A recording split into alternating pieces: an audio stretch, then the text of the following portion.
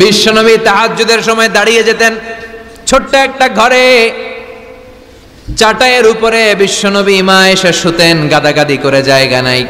মাঝরাতে বিশ্বনবী তাহাজ্জুদের জন্য দাঁড়াতেন, আল্লাহু আকবার বলে দাঁড়িয়ে যেতেন, নামাজ শুরু করে দিতেন। বিশাল বড় সূরা পড়তেন, কেরাত পড়তেন, রুকু করতেন, কিন্তু সিজদার জায়গায় সিজদা দেওয়ার জায়গা নাই। সিজদার জায়গায় মা এসা পা বিছিয়ে শুয়ে আছে।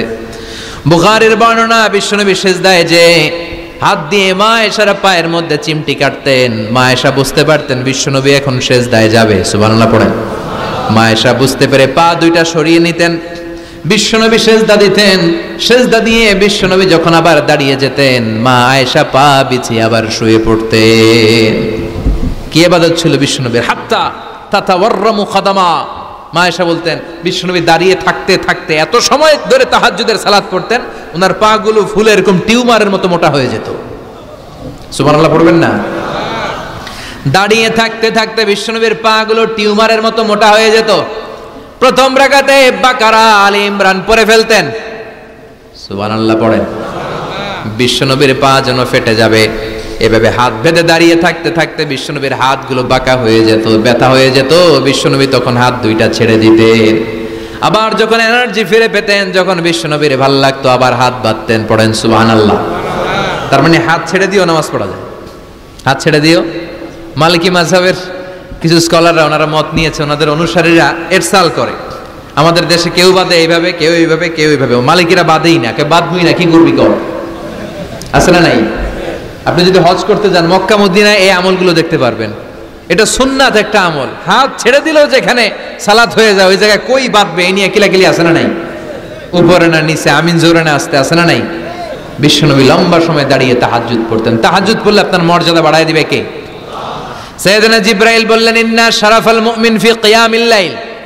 বিশ্বনবী বললেন জিবরাইল এসে আমাকে বলে গিয়েছে মুমিনের মর্যাদা তাহাজ্জুদের নামাজের ভেতর। সুবহানাল্লাহ পড়েন। তাহাজ্জুদের নামাজ পড়লে মর্যাদা বাড়ায় দেয় কে? দুই নাম্বার কুরবাতুন ইলাল্লাহ। তাহাজ্জুদের নামাজ পড়লে আল্লাহর সাথে নৈকট্য বাড়িয়ে দেয় কে? আল্লাহর সাথে কানেক্টিভিটি আপনার বেড়ে যাবে। আমাদের দুনিয়াতে সব জায়গায় কানেক্টিভিটি আছে। এমপির সাথে হাত আছে, চেয়ারম্যানের সাথে হাত আছে, ওই এসআই এর সাথে হাত আছে, পুলিশের আইজির সাথে হাত আছে, কিন্তু আল্লাহর সাথে হাতটা নাই। কথা কন। আসল জায়গায় কানেকশন লাগানো দরকার। চিল্লায় বলেন ঠিক কি না? মান লাহুল মাওলা ফালাহুল কুল্লু। যে ব্যক্তি আল্লাহর হয়ে যায় গোটা বিশ্ব তার হয়ে যায়। যে সব জায়গায় যে ধর্ণা দেয় আল্লাহর কাছে ধর্ণা দেয় না, তার কোনো মর্যাদা নাই। আর যে ব্যক্তি সব দিক থেকে মুখ ফিরিয়ে আল্লাহর কাছে যায় গোটা বিশ্বের সবাই তার দিকে তাকিয়ে থাকে। এজন্য সম্পর্কটা লাগাইতে হবে কোন জায়গায়? তার মানে তাহাজ্জুদ পড়লে মর্যাদা বেড়ে যায়, আল্লাহর সাথে সম্পর্ক বেড়ে যায়। বিশ্বনবী বললেন মানহাতুনা আনিল ইসিম। তাহাজ্জুদের নামাজ পড়লে তাহাজ্জুদের নামাজ আপনারে পাপ কাজ থেকে বাধা দিবে। সুবহানাল্লাহ পড়েন। তাহাজ্জুদ যারা পড়ে এরা পাপ কাজ করে না। চিল্লায় কোন ঠিক কি না? 4 নম্বরে মুকাফফিরাতুন লিসাইয়্যাত। পাপ আর অন্যায় যদি কিছু হয়েও থাকে তাহাজ্জুদের নামাজ পড়লে তাহাজ্জুদের নামাজ পাপগুলোরে ধুয়ে মুছে সাফ করে দেয়। এজন্য তাহাজ্জুদ পড়ার দরকার আছে না নাই? ঘুমের আরবিতে কিছু নাম আছে। ঘুমের একটা নাম হচ্ছে আন-নুআস। নুআস মানে ড্রোজিনেস। বাসে বসে আছেন, বাসও ঝুলে আপনিও ঝুলতেছেন, এরকম হয় না? ঝিমুনি, এটার বলে নুআস। আরেকটা হচ্ছে সামান্য হালকা লাইট স্লিপ, সামান্য ঘুম, এটার বলে পাওয়ার ন্যাপ। হালকা হালকা ঘুম, ঘুমও আসছে আবার কে যেন কথা বলে ওইটাও শোনা যায়, এরকম ঘুম আছে না নাই? এটার বলে সিনা। আরবিতে এটার কি কয়? সিনা। আরেকটা হচ্ছে ভালো ঘুম, এটার বলে নাউম। এটার কি বলে? তাহলে পাইলাম নুআস, সিনা, নাউম। আরেকটা হচ্ছে জন্মের ঘুম। কিরকম ঘুম? এমন ঘুম যেই ঘুমে ডাকলেও মানুষ ওঠে না, যেটা শেষ রাতে আমাদের যেই ঘুমটা হয় রাত 3টা-4টার দিকে কম্বল টেনে টেনে আরেকটু ঘুমাইতে মনে চায়, এরকম একটা ঘুম আছে না নাই? এই ঘুমটাকে আরবিতে বলে হুজুদ। কি বলে? সবাই বলেন। এই হুজুদের ঘুমকে স্যাক্রিফাইস করে ওই টাইমে যে সালাতটা পড়া হয় ওই সালাতকে আরবিতে বলে সলাতুল হুজুদ বা সলাতুত তাহাজ্জুদ। সুবহানাল্লাহ পড়বেন না? এজন্য রাব্বুল আলামিন বলেন ওয়া মিনাল লাইলি ফাতাহাজ্জাদ বিহি নাফিলাতান লাকা আসা আন ইয়াবআসাকা রাব্বুকা মাকামাম মাহমুদা। ও নবী, রাত্রিবেলা দাঁড়িয়ে আপনি তাহাজ্জুদের নামাজ পড়েন, আশা করা যায় বিশাল সম্মানিত মহিমান্বিত জায়গায় আল্লাহ আপনারে বসায় দিবে গো নবী। ঠিক কি না? তাহাজ্জুদের সালাত পড়লে মর্যাদা বাড়ায় দেয় কে?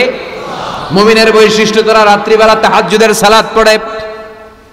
ইমানদারদের বৈশিষ্ট্য, তারা হলো ফুরসান আন-নাহার রুহবান আল-লাইল। রাত্রিবেলা তাহাজ্জুদের যায় নামাজে কান্নার ঝড় তুলে, দিনের বেলায় ঘোড়া হাঁকিয়ে জিহাদের ময়দানে জিহাদ করে। ঠিক কি না? দিনের বেলায় চলবে কি? জিহাদ। এজন্য বিশ্বনবীর প্রথম প্রশিক্ষণ নিতে বললেন আল্লাহ, কুমিল লাইলা ইল্লা কালিলা। ও নবী, বিশাল মিশন নিয়ে দুনিয়ার বুকে আপনি এসেছেন গো নবী। প্রথম প্রশিক্ষণ যেটা নিবেন, রাত্রিবেলায় দাঁড়িয়ে দাঁড়িয়ে তাহাজ্জুদের প্রশিক্ষণ। বিশ্বনবীর আদেশ করলেন কে? কিসের আদেশ? সবাই কোন? আরো জোরে। ওই মুহূর্তটা তাহাজ্জুদের সময়টা এমন সময়, ইয়ানজিলু রাব্বুনা ইলা সামাইদ দুনিয়া, রব্বুল আলামিন আরশের উপর থেকে দুনিয়ার আকাশে নেমে আসে মানে বিশেষ একটা মনোযোগ দেয়, আর দুনিয়াবাসীরা ডেকে ডেকে বলে, গোলাম আলা মিন মুস্তাগফিরিনা গফির আলা, কার ক্ষমা লাগবে ক্ষমা চাও, সব গুনাহ আমি ক্ষমা করে দেব। আলা মিন মুস্তারজিকিন আরজুকালা, কার কি লাগবে আমার কাছে চাও, সব আমি দিয়ে দেব। আল্লাহু আকবার। আলা মিন মুস্তাকসিন আকসুলা, যার জামা দরকার জামা চাও, জামা দেব। ক্ষমতা দরকার ক্ষমতা চাও, ক্ষমতা দেব। নেককার স্ত্রী দরকার, নেককার সন্তান দরকার, সন্তান চাও, সন্তান দেব। সব দেয়ার মালিক কে? কেউ যেটা পারে না পারে কে? কেউ যেটা দেয় না দেয় কে? কেউ যেটা বোঝে না বোঝে কে? আল্লাহ শেষ রাতে আম করে ডাকে, দেওয়ার জন্য ডাকে, কিন্তু চাওয়ার সময় আমাদের নাই। উনি দেওয়ার জন্য প্রস্তুত, কিন্তু এটা তো নেওয়ার লোক লাগবে। কথা কন?